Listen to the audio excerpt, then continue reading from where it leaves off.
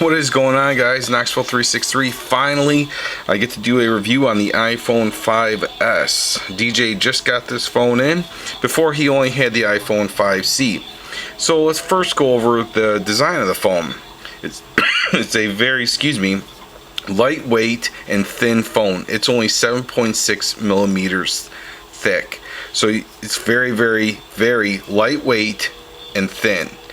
Now the actual weight of the phone, 112 grams. Now that's hard to say when you just tell someone, oh, it's 112 grams. Very, very lightweight. I mean, when it's in your pocket, it's not going to feel bulky, and it's not going to feel very, very heavy. Now, the iPhone 5c comes in at 132 grams, and that phone is 9 millimeters thick. So we're still talking very, very thin. So let's go ahead and put these guys side by side. It's not going to be something that's going to be very noticeable, but it is 2 millimeters thicker than the iPhone 5s. Nothing to really say, oh, you know, if we were talking a lot greater size than that, then I would say that would be one of my concerns. But for the most part, I really wouldn't worry about it. Now, the weight difference is, what, we're talking 20 grams. So still, these phones are considerably lightweight, but you can feel a difference when you put both these phones in your hands. Now, when we're talking about the back, the iPhone 5c, this material feels, if you're familiar with Android, feels similar to a plastic glossy feel that not very visible on camera, but let's see if I can get it. Yeah. Okay, I'm sure that this camera can pick it up. You can see that it picks up fingerprints very, very easy. When you compare it to the aluminum on the iPhone 5s, you're not going to really see any fingerprints. Now, one thing I will want to note is that it does have a very slick back, kind of similar to the Galaxies. If you are familiar with what I'm talking about, just when it's in your hand, I've seen other reviews and they say, oh, it can just slide right out of your hand. I have to disagree with that. I've never ever dropped one of my Android phones. But if you rub the surfaces on both phones, you'll notice that the 5s feels a lot more comfortable while it's in your hand. But I mean, I always put a phone case on all my phones, which will extend, you know, how large the phone is and how it feels. So I mean, that's really nothing of too concern. Now, one thing I will note is the 5c comes in a plethora of colors. I mean, you got yellow, blue, pink, white. Now, if you were to go with the 5s, you can only get in white, black, or gray. So once again, we're looking at the white model right here. Now, the 4s, that's glass and stainless steel, which is this phone right here. But now when you feel the back of this one, now see, that's the only bad thing. I would definitely get a case if you choose to go with the 4s, because this is glass. So if you were to drop it, that's probably going to shatter and you're going to need to replace that. But enough about the 4s and the 5c. Let me go into further detail in reference to the 5s. Now, the display, once again, same as the 5c, 4 inches. Now, the pixel ratio is the same exact on the 5s and the 5c. So you're not going to see any significant difference amongst the displays. However, you will see that when I power on both phones, for whatever reason, the 5s is just a little bit dimmer than the 5c. Now, when you're comparing, you know, the pixels, that ratio compared to the 4s, you'll see a significant difference because of the fact that, you know, it's a larger size screen. Now, the fingerprint sensor is one of the key features on the 5s. Now, if you don't know what that is, I'm sure most of you are familiar with that because this phone's been out for quite some time now, is the fact that if you were to use a password every time you unlock and lock your phone, all it enables to do is you simply place your finger on the sensor and it'll obviously unlock the phone, which will save you a significant amount of time if you were to be driving, anything along those lines. Now, the back camera, has a 8 megapixel rear camera with microphone, which I really like that feature. So say for example you're trying to record someone or something behind you instead of using the front camera, now the audio will pick up significantly better due to the fact that there's now a microphone in the back. I've never seen that feature on the phone, and I always, now that I tend to do a lot more videos using my phone, I like that feature a lot. Now the camera on the front of the 5C and the 5S is both 1.2 megapixels. And I understand that 1.2 megapixels doesn't sound like much, but when you actually see the actual quality of it, it's very nice. Compared to the 0.3 megapixel on the front camera on the 4S, they've really jumped it up. Now, the iPhone 5S has a dual LED, and the 4S and the 5C only have a single LED. Now, if you can, I don't know if this camera will pick it up or not, the bottom LED is a amber. And if you don't know what that's used for, it's used for a low lit environment. So when you're taking pictures where there's not really a lot of light and you see, I'm sure we've all done it before, where you take pictures and all you see is just this bright white blob because the flash is so close, or anything like that, well, you'll see a big difference in the pictures. It's not going to make your pictures, I'm not saying you can go in complete darkness and take photographs and they'll come out picture perfect, but when you see the difference between the two camera qualities, you will see that right away. Now, another good feature about the 5S is the slow motion video. Now, what it does is, because I was messing around with it before, I was just waving my hand like this. So what it does is it'll show the video really fast like this, and then it'll slow it down like this, and then all of a sudden it'll pick back up and then the video will cut. Once again, that's just one of those little features that the 5S features that the 5C does not. Now, as far as the processors go, it has the A5, the A7, and then the A6. So even if you were to get the 5C, you're still getting a better chipset, the processor, but not as good as the A7 that's featured in the iPhone 5S. Now, the biggest feature on this new processor is it's 64-bit. Okay, they're all dual core processors, but these two are 1.3 gigahertz. This is only 800 megahertz. Now, here's the big thing. Okay, people are making such a big deal out of this new processor. Unless applications are made for that 64-bit, you're not going to see any difference between the 5S and the 5C. So until there's applications that are built for it, they're gonna obviously run a lot faster. Meaning they will load up faster and they will play a lot smoother. But until that time comes, you're not really gonna see any big difference. So I wouldn't use the whole chipset processor upgrade from the 5S as opposed to the 5C.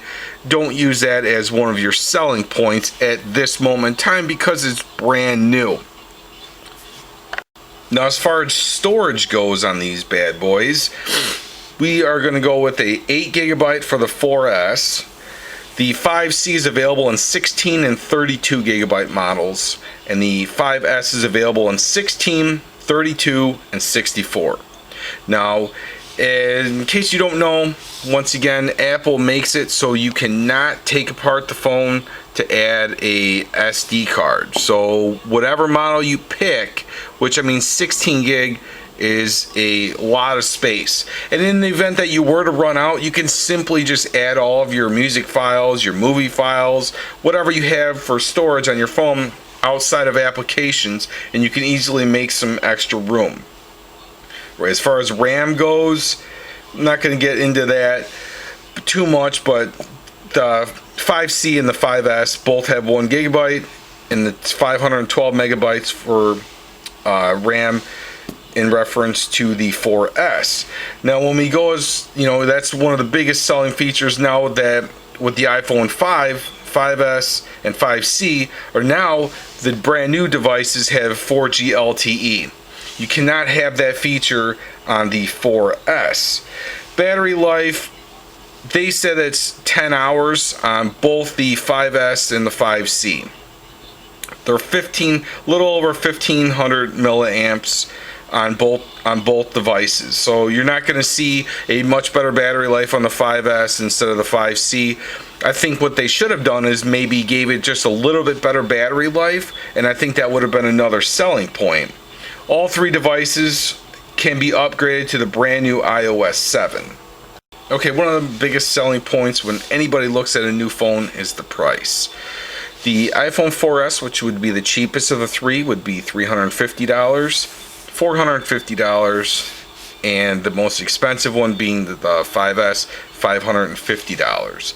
Now I know that sounds like a lot of money, but you know, you're paying for Apple, so that's the reason why the phone is so expensive. But you got to look at it in this aspect too, that you're not paying for a contract, so you're free to leave whenever you want. So that's why they have to jack up the price on all of these phones. So I know you're thinking to yourself, okay, well, what am I really getting from the 5S that I'm not getting from the 5C? So now I'm going to run through a little bit of the features. I'm going to just eliminate the 4S from any of these tests that I'm doing right now, because most people are going to be, I'm betting that people are going to be buying the 5S or the 5C. Alright, so let's do the first test between the two. Let's go ahead and do the boot up times. 1, 2, 3. So as you can see, the 5S jumped out ahead just a little bit.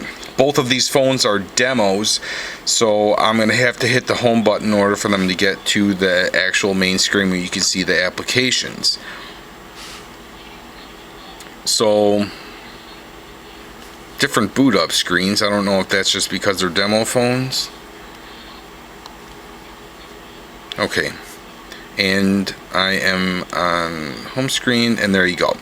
So not too big of a difference, but there is the 5S does jump ahead of the 5C. Okay, so right now I have both phones on the brightest setting, and it's hard to tell based on the camera, but you will notice that the 5C is just a tad bit brighter than the 5S, which you think would be the opposite, but that's not in this particular case.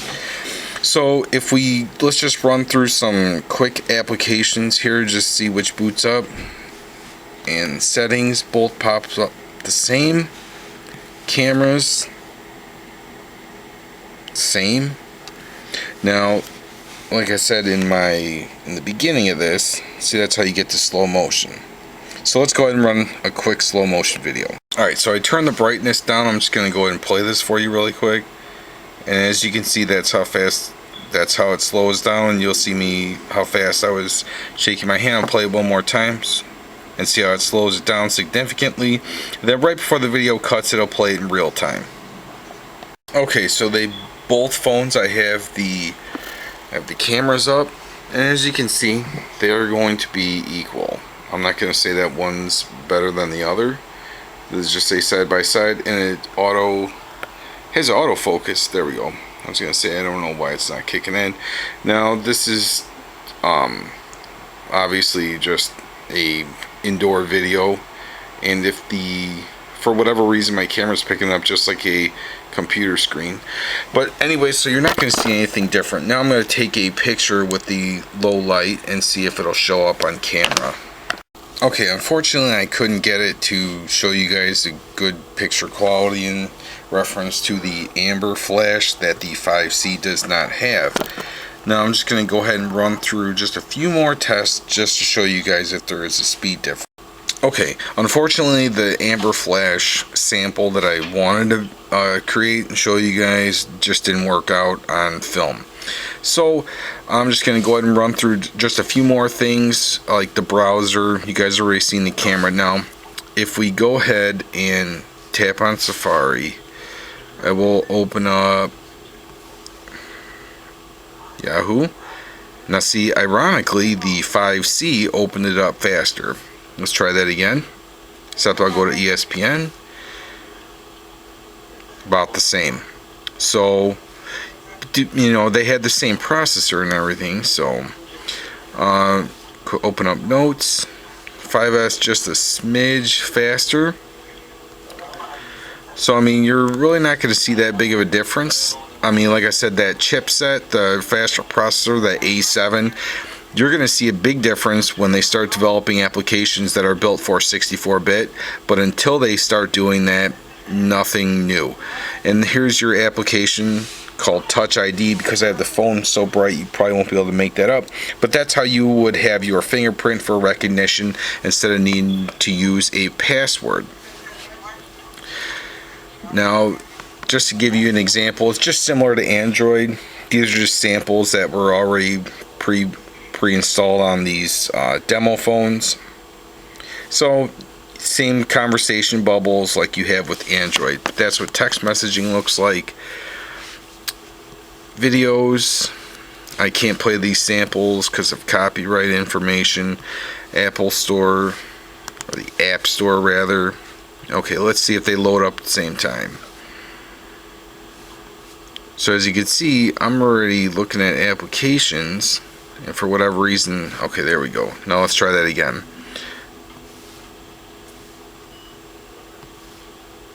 So, I mean, they're about the same once again.